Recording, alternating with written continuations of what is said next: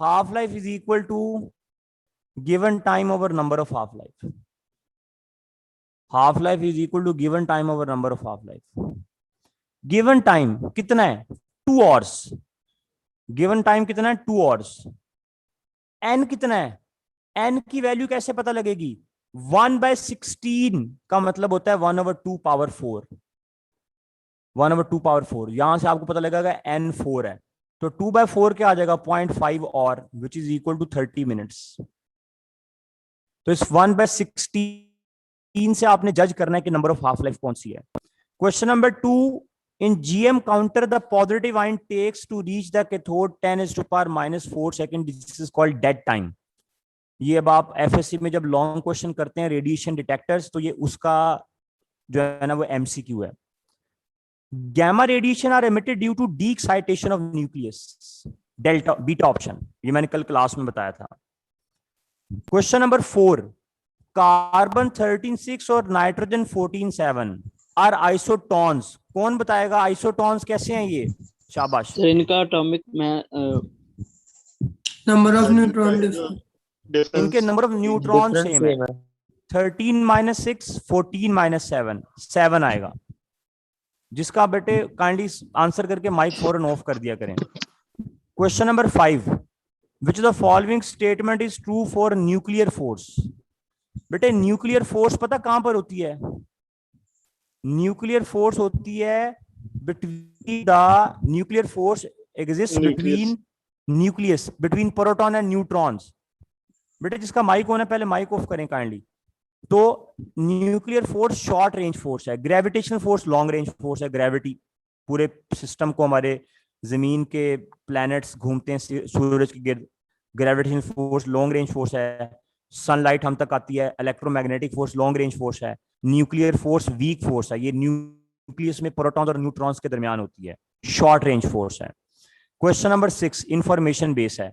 GM counter में जो potential difference apply करते हैं ना 400 वोल्ट का, वो स्लाइटली लेस होता है रिक्वायर्ड टू प्रोड्यूस डिस्चार्ज. ये भी बुक लाइन है आपकी. तो मैं ये वाले सवाल आपको यहाँ पर इसलिए दिए गए हैं कि ये आपके स्मार्ट सिलेबस में टॉपिक है जीएम काउंटर. जिन बच्चों ने ऑनलाइन ये टॉपिक पढ़ा है जीएम काउंटर, तो ऑनलाइन मैंने ये टॉपिक एलएमएस के ऊपर बहुत डिटेल में पढ़ाया हुआ है. अगर आप में से किसी बच्चे के पास एलएमएस की एक्सेस है तो काइंडली वो 15-20 मिनट की वीडियो है, उसमें मैंने जीएम काउंटर का हर एक एमसीक्यू डिस्कस किया हुआ है कि इसमें से ये एमसीक्यू आ सकता है, ये एमसीक्यू आ सकता है. सर वहाँ पे लेक्चर शो नहीं होते, एलएमएस पे शो नहीं होते. चलें पहले इनको कंप्लीट कर लेते हैं. ये सारे जो आपके पास एलएमएस की बात कर रहे हैं बेटे, पता क्या, जो एकेडमी के बच्चे हैं ना, एक तो है फिजिकल क्लासेस लेते हैं, एक बच्चों को ऑनलाइन पोर्टल मिला हुआ है. कई बच्चे ऐसे हैं जो फिजिकल नहीं है. एकेडमी के अक्सर स्टूडेंट हैं जो कि हाइब्रिड सेशन में है, फिजिकल प्लस ऑनलाइन. उनके पास एलएमएस के लेक्चर ओपन होते हैं रिकॉर्डेड. तो अगर उनमें से कोई आपका जानने वाला है, आप उनसे आईडी पासवर्ड लेके ये वाले टॉपिक सुन सकते हैं ताकि आपके एमसीक्यूज और ज्यादा क्लियर हो जाएं. ठीक है. क्वेश्चन नंबर 7 में fast neutron can be slow down by collision with what. देखें बेटे, फास्ट न्यूट्रॉन को स्लो डाउन किया जाता है प्रोटॉन से.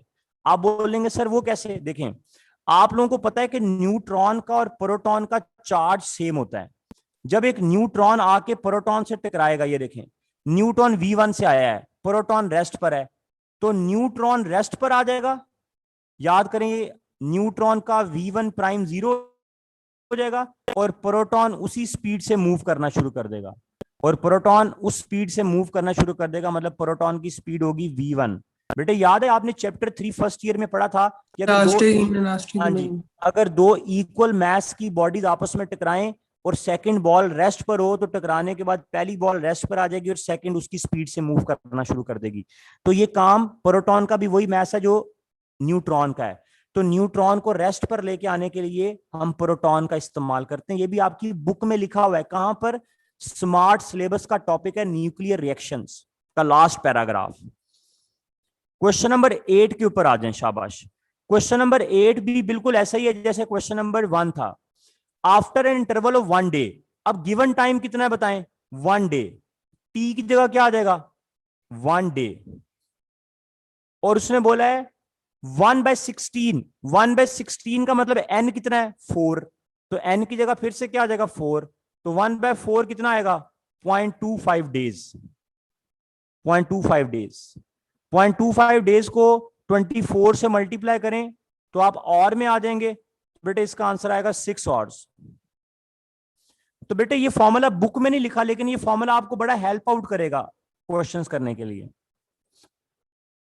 क्वेश्चन नंबर 9 को देख के बताएं इसमें से डिके कर्व कौन सी है। शाबाश, जल्दी से बताएं। कल बनाई थी मैंने क्लास में डिके कर्व, बी वाली। डिके कर्व में नंबर ऑफ एटम कम होते हैं with respect to time. B inverse decay curve है, बी वाली। क्वेश्चन नंबर 10 के ऊपर आ जाएं। अ न्यूक्लियस Pu24194, ये देखें Pu24194, Pu24194 में से एक अल्फा निकला है और एक बीटा निकला है। बेटे जब इसमें से एक बीटा निकलेगा बताएं क्या आएगा।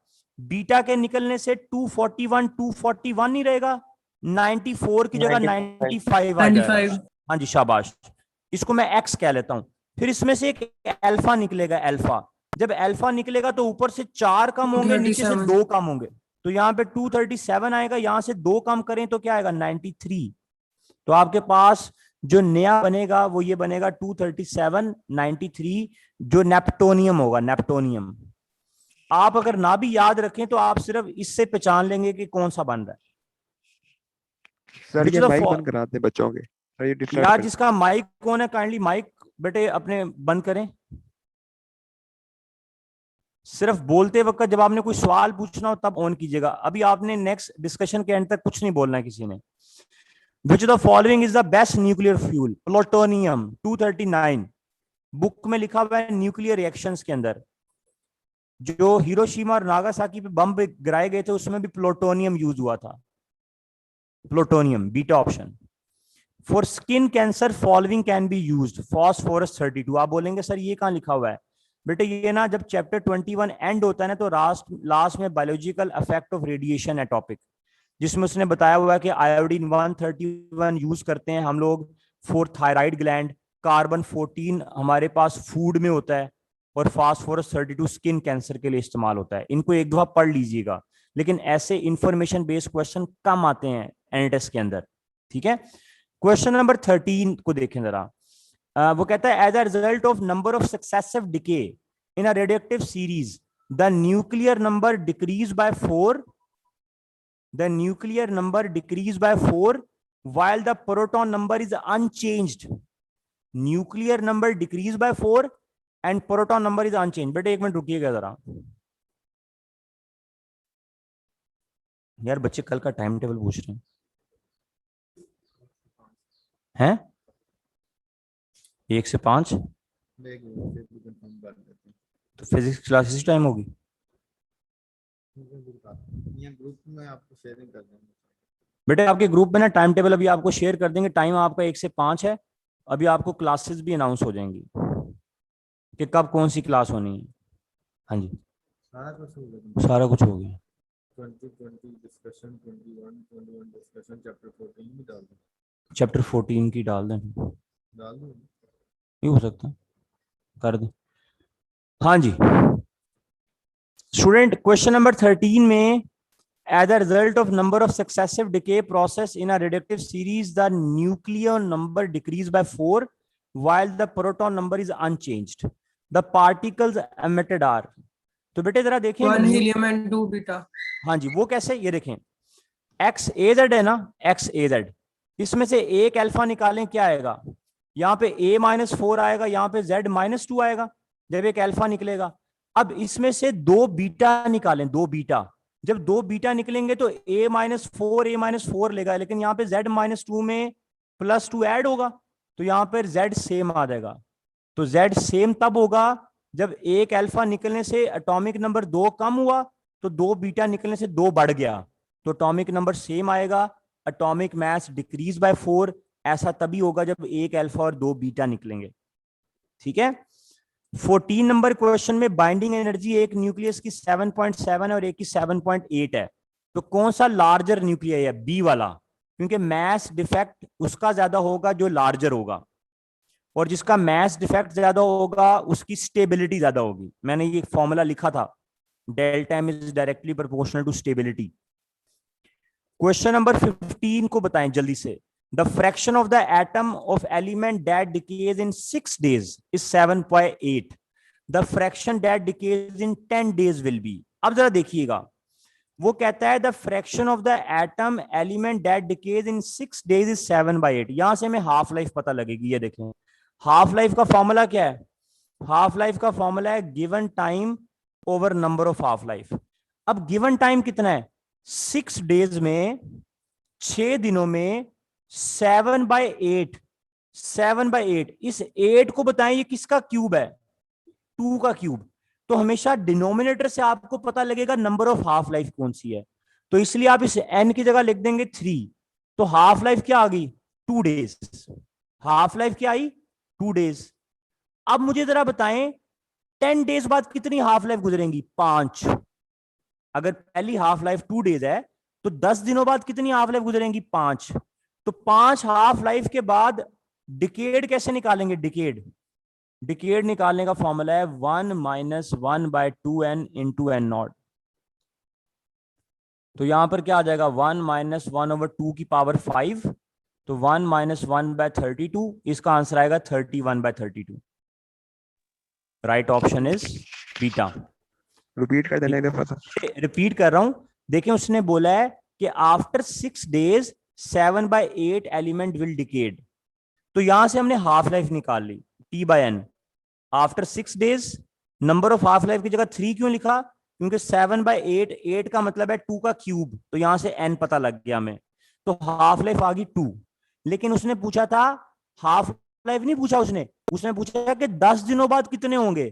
तो अगर पहली हाफ लाइफ 2 है तो 10 दिनों बाद 2, 4, 6, 8, 10, तो 10 दिनों बाद 5 हाफ लाइफ गुजर जाएंगी। 5। तो डिकेड निकालने का फॉर्मूला ये, अब n की जगह आप लिख देंगे 5। तो बीटा ऑप्शन आ जाएगी। क्वेश्चन नंबर 16 में बेटे, अगर मीटिंग एंड हो जाती है तो जो रिमेनिंग पार्ट है उसको हम इंशाल्लाह फर्स्ट ईयर में किसी और डिस्कशन के साथ कर लेंगे, परेशान नहीं होना आप लोगों ने। क्वेश्चन नंबर 16 में बताएं, the nuclear P, Q and R have proton number and nucleon number as shown. Which nuclei are isotope of same element? बताएं जी, जिनका प्रोटॉन नंबर आइसोटॉप सेम किसका होगा? बताएं जी, जिनके atomic number same, P and Q, जिनके proton number charge number same होंगे और nucleon number different होंगे, एटॉमिक नंबर सेम होंगे, P and Q। Question number 17 में, which of the following nuclear reaction is example of fusion? तो बेटे fusion में 2 hydrogen nuclei मिलकर एक अल्फा He42 और एक न्यूट्रॉन और एनर्जी बनाते हैं अल्फा। बाकी सब में बड़े न्यूक्लियाई हैं, 2 हाइड्रोजन मिलकर एक नया न्यूक्लियाई बनाएंगे, ये फ्यूजन है। क्वेश्चन नंबर 18 को देखिएगा, इसमें आप राइट हैंड पाम रूल लगाएंगे। बेटे अगर आप देखें तो आपकी ये फिगर जो है ना, इसको अगर मैं देखूं तो इलेक्ट्रॉन आ रहे हैं जेड एक्सिस में। ये देखें, इलेक्ट्रॉन किस एक्सिस में आ रहे हैं? जेड एक्सिस, मतलब out of paper. Thumb out of paper होगा। उंगलियां किस तरफ होंगी? मैग्नेटिक फील्ड इस तरफ है, north to south, north to south. बेटे बड़े ध्यान से बात सुननी है। ये देखें, मैग्नेटिक फील्ड किधर है? Magnetic field north to south है, और इलेक्ट्रॉन आउट ऑफ पेपर आ रहे हैं, आउट ऑफ पेपर बाहर की तरफ। ये जो सोर्स से यूं आ रहे हैं ये बाहर की तरफ है। मेरी पाम कहाँ है? नीचे की तरफ, लेकिन इलेक्ट्रॉन है, इलेक्ट्रॉन। तो इलेक्ट्रॉन के लिए पाम रिवर्स कर देंगे तो ये ऊपर की तरफ जाएंगे। तो देखें डिटेक्टर ऊपर की तरफ जा रहे हैं, डिटेक्टर से गुजर के। ये देखें, दोबारा बता रहा हूं, magnetic field north to south, और मेरी थंब बाहर को, क्योंकि सोर्स उनको आउट ऑफ पेपर भेज रहा है। उंगलियां नॉर्थ टू साउथ, तो पाम नीचे आ रही है, लेकिन इलेक्ट्रॉन ऑपोजिट टू पाम जाएंगे, ऊपर की तरफ डिफ्लेक्ट होंगे। Right option is B, beta particle. Question number 19 को देखकर बताएं, कितने अल्फा और कितने बीटा निकलेंगे? बताएं जी। X200, यहां पे लिख रहा हूं मैं, X200 और 90, ये कन्वर्ट किस में हुआ है? ये कन्वर्ट हुआ है Y168 80।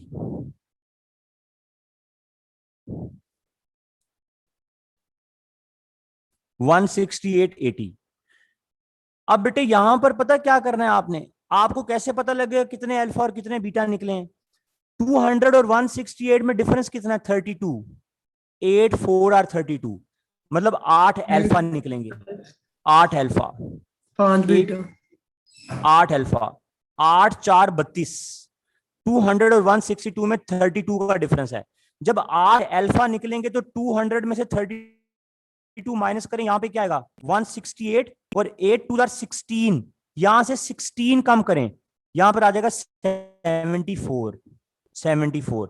लेकिन यहां पर कितना है? 80। तो यहां पर 74 को 80 बनाने के लिए 6 बीटा निकलेंगे, 6 बीटा, ताकि 74 80 हो जाए। बीटा